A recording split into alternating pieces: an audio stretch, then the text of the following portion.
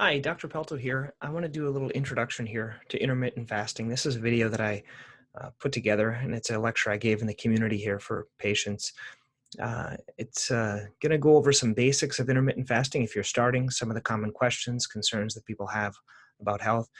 You might be wondering why a podiatrist is doing a lecture on intermittent fasting.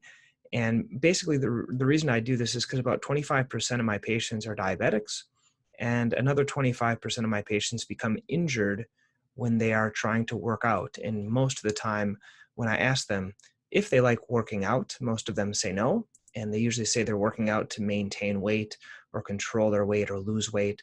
And not many of them like to actually work out.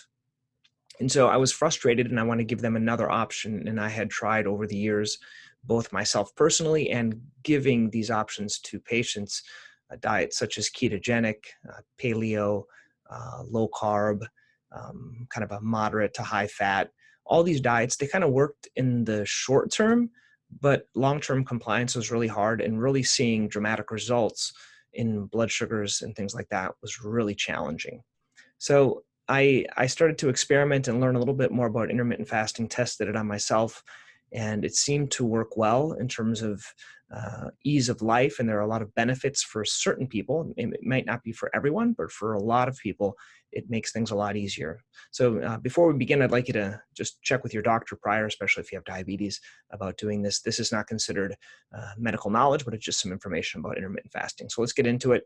Here's just a patient experience. There's a patient of mine in 2005, he was very large. Here you can see 2010 as well, and he has lost a lot. He did multiple day fasts, not just the simple, the one that noon to 8 or a 16-hour fasting, an 8-hour window. To really see these results, he had to do a lot more and a lot longer. But he did see great results. He's lost over 100 pounds, pretty much is off all of his medications. He was on insulin prior, and he did very well with this patient. So let's talk a little bit about what intermittent fasting is. It is periods of eating and then periods of not eating. It's not very complex. Everyone thinks today that we have to eat all the time, and that is not true. We are able to go periods of not eating. We have done this throughout history. And even if you think about your parents or your grandparents, there was a time where people ate breakfast, lunch, and dinner, and snacking was frowned upon. And everything has really changed since then, and we're eating all the time. Who should not fast before we begin? If you're under 18, you shouldn't fast. If you're frail, you shouldn't fast. If you're pregnant, you shouldn't fast, or breastfeeding. And then if you have any eating disorders, this doesn't cause an eating disorder, but if you have an eating disorder, you probably shouldn't do this. Who needs medical supervision? Okay, diabetics, those that are taking prescriptions. If you have gout, because sometimes it can make gout worse. If you have liver, kidney, or heart disease, those are the people that should be taking care when you're doing fasting.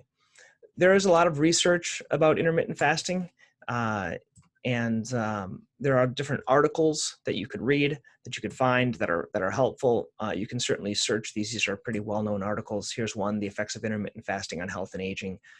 This came out fairly recently in 2019.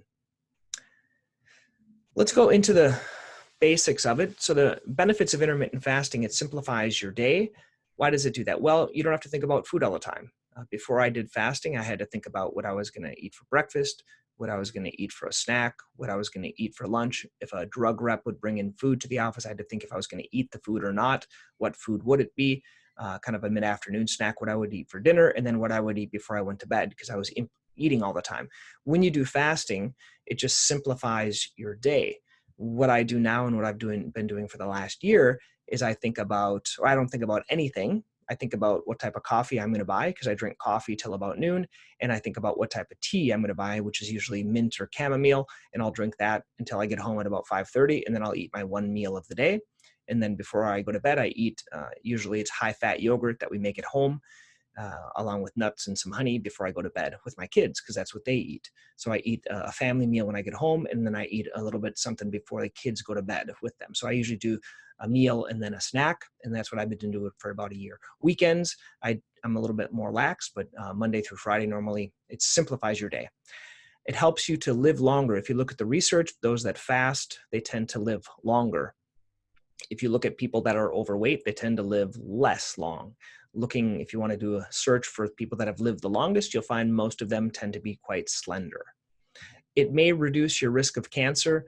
The simple way of thinking about it is if cancer or this growth, it needs nutrients to grow.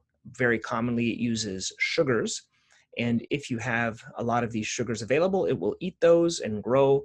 If you starve the cancer doesn't have food, it's not going to grow. And also, if your body does not have food coming in, it's going to tend to eat the bad cells before it eats the good cells. So it'll tend to eat the cancer or those that are injured or those that aren't good. And that's kind of the idea of kind of reducing your risk of cancer. It saves you money. We have a family of 4. Our food bill is about 100 or a little over 100 a week for the food we eat. What do you eat? If everyone asks me, well, my wife is Brazilian, so we tend to eat beans and rice. Then we'll eat a meat with it, and then usually a salad or a vegetable. And then, like I said, my high-fat yogurt. That's what I do. You may say, well, that's very boring. Well, boring is easy. Boring is repeatable. You can eat whatever you would like. I don't tend to change too much what people eat, because I think if you change what people eat and when they eat at the same time, it makes it more complex. So for those of you that are just starting out, try not to change what you eat, just change when you eat. And we'll go over some common ways of doing this. So it does save you money, okay? College students, it's a way to save you money. You will reduce your weight if you do fasting. If you're not losing any weight, you have to look at how many hours you are doing a fasting or how much you're eating.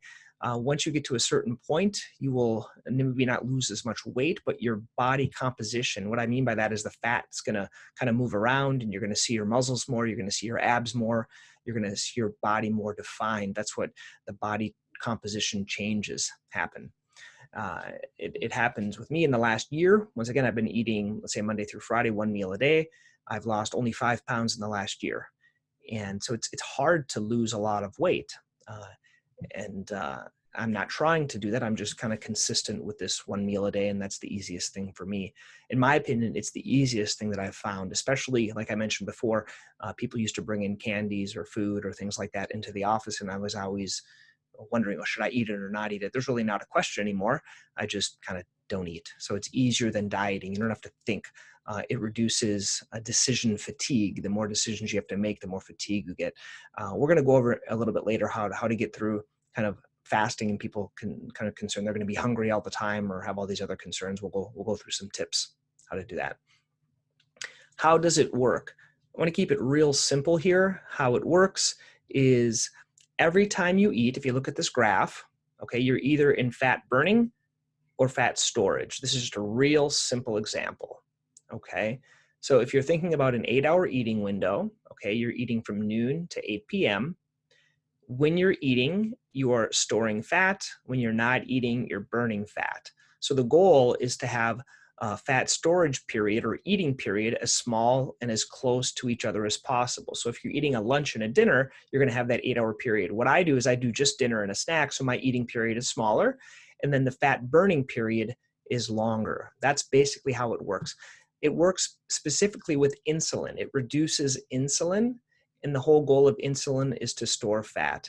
Now, for those that are diabetic, you may be a little bit confused because you're injecting insulin, but that's why people that inject insulin for a long time tend to have that fat around their belly or where they inject it, because it does store fat.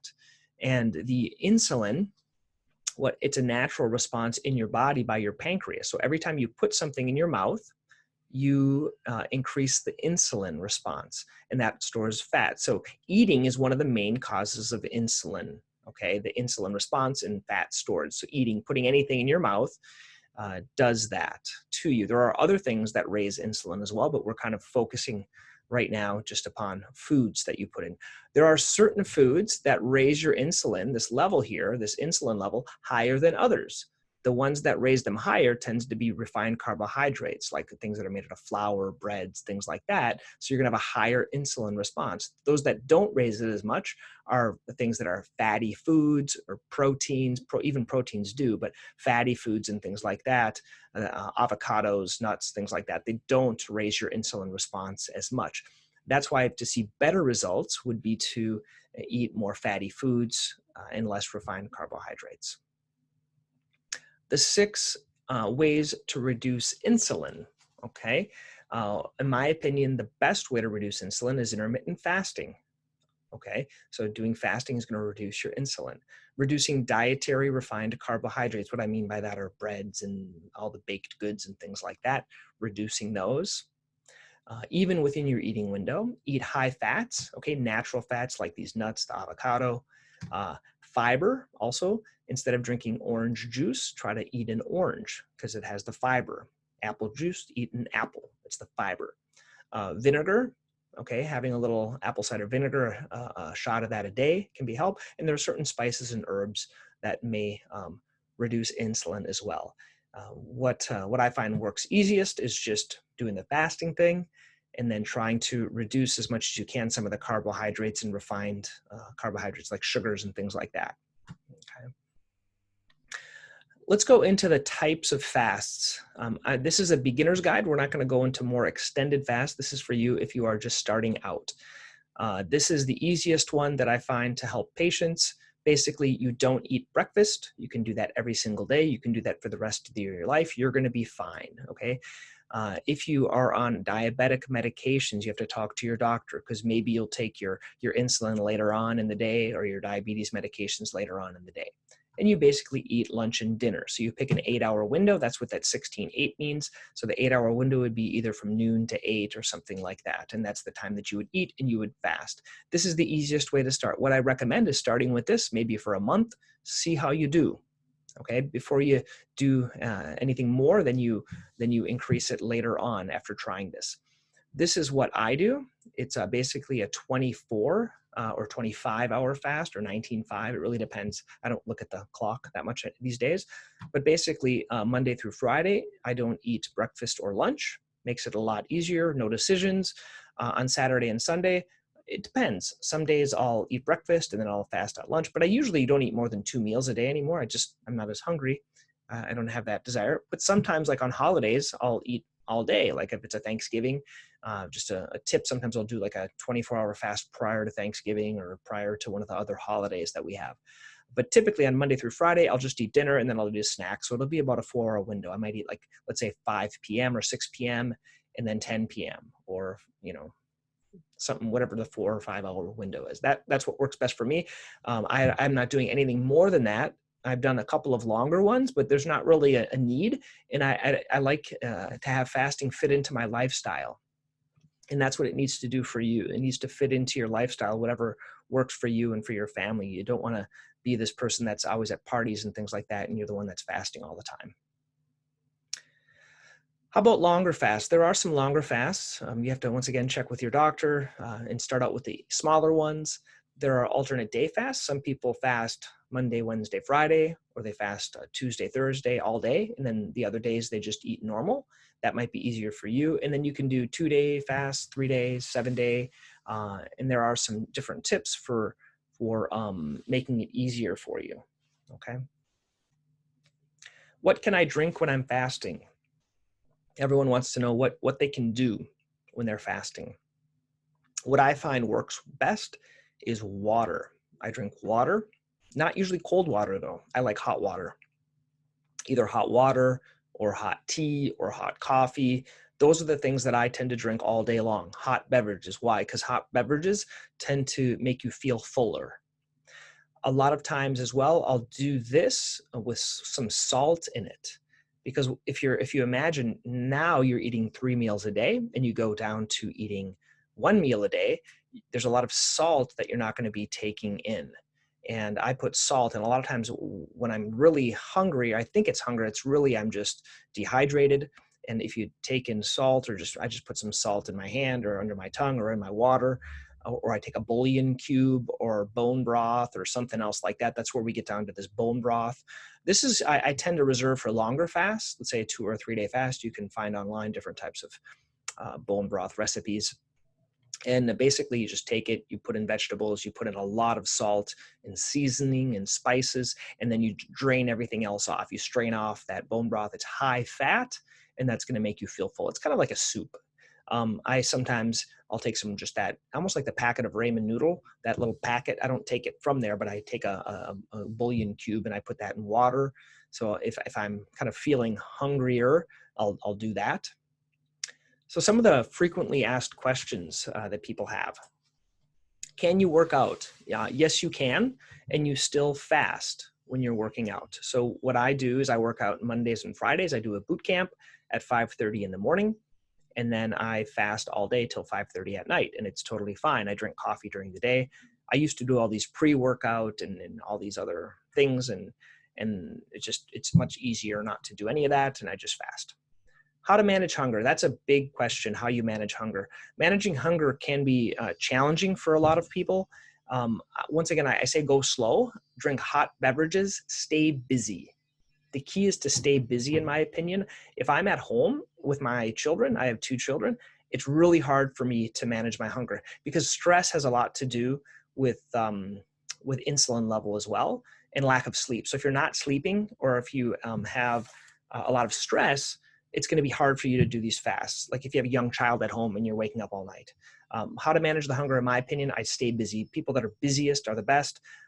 They also avoiding these social periods where people are eating. It's just kind of hard to do that, in my opinion. Is it hard to concentrate? Not anymore. It's not hard to concentrate. In the beginning, once again, it might be dehydrated. You might need more water, more salt, things like that. If you have diabetes, check with your doctor. There are certain medications that you can fast with, others you can't. Most people, they either reduce the medications or reduce the insulin by about 50%, depending on the type of fast. Can women fast? Yes, you can. If you have any problems, you should talk to your doctor. Is the fasting the same as eating less calories? It's not. It's not. So it's not just calorie restriction. In my opinion, you can eat as much as you want in your 4 or 8 hour period. Okay. There are certain foods that are better, but it's much more beneficial to eat a lunch and dinner than it is breakfast and dinner, because you have a longer fasting period. You want to avoid those spikes. So it's not the same as eating less. Possible side effects. Is it dangerous? I guess headaches. You might feel irritable or hangry. Dangerous? Not really. You should be checking with your doctor, especially if you have any other conditions. But basically, all the side effects are reversible, right? So if you're hungry and you can't stand it, you just eat. Vitamins, I take a multivitamin, but that's about it. You can take your medications. Once again, check with your doctor when you should be taking them. You might want to take them at a different time. How to talk to your doctor. Ask your doctor. Most doctors are aware. You can look for one of these articles that's written on this, bring it to your doctor, see what they think. Try something, go easy with it. If your doctor isn't helpful, you may want to look for a different doctor or find a different doctor that would help you with this. But you should be talking to your doctor about it, and they'll see the results. They'll see the results. So fasting tips and tricks. My best tip is don't tell anyone. A lot of people, they start fasting and they're telling everyone, and they think oh, you're crazy, you're not going to be able to do it, this and that. Just don't tell anyone. Keep it easy. Drink water. I like hot water or hot beverages. Stay busy is a really big key. Busy. Do it on your busiest days. If I'm on home on the weekend with my kids, I have a really hard time doing it. Ride the waves. There are waves of hunger. Okay, especially when you're starting out. Ride the waves, meaning if you're feeling it, try to stay busy, drink a hot tea or a hot water or a hot beverage or something like that. Give yourself a month to adjust. It takes a while to get used to this, okay? Fasting is not an excuse to eat whatever you want, okay? You can't pig out and fast, and especially eating non-nutritious things. So you can't just eat all the Doritos and pizza you want because you're only eating 1 meal a day. You're gonna feel really bad. You need to fuel yourself. And normally when you're doing longer fasts, you're going to want to eat good food. And the nice thing about fasting is that all the food tastes a lot better when you're fasting. It tastes really good because you're only eating, let's say, 1 meal a day. So the food tastes better. And the big difference, if you can tell if you're really hungry or just wanting or craving things, is think about, well, are you selecting what you want to eat? If you're selecting, like you want to eat Doritos or cookies, that's not real hunger. What that is, that's a craving. Okay, you need to work on. You have to have it fit into your life as well. That's really important in my opinion. I've tried to do longer fasts, and the biggest reason I haven't done them is because it really didn't fit into my lifestyle with my kids and my family. So I actually find longer fast easiest when I'm traveling. Maybe I'll do a 2 or 3 day trip and I can just fast because I don't have any social obligations. That's something that's a challenge for a lot of people. What are some of the myths that people have about fasting? Breakfast is the most important meal of the day. No, it's actually the most important meal to skip of the day. Your body does produce natural hormones to take away hunger when you wake up in the morning. That's why you might go to bed hungry at night and you won't wake up with hunger. Hunger tends to be a habit, and we're habituated to eating in the morning. So I don't think you need to eat in the morning. I think you're going to be fine. Once again, if you have any other health conditions, check with your doctor. Eat small, frequent meals. That's what I was taught in the past. Eating breakfast, snack, lunch, snack, dinner, snack. That's really hard to prep all that food. I used to do food prepping and meal prep days on the weekends, and that was just much more cumbersome than this. This is great. You cook one meal Monday, Tuesday, one meal Wednesday, Thursday, and we make pizza on Friday. So that's what we do. It's a lot easier than these multiple. You don't have to buy any snacks, don't have to buy any bars, don't have to buy any things. You're going to live. You're going to be fine. I can't work out. Yes, you can.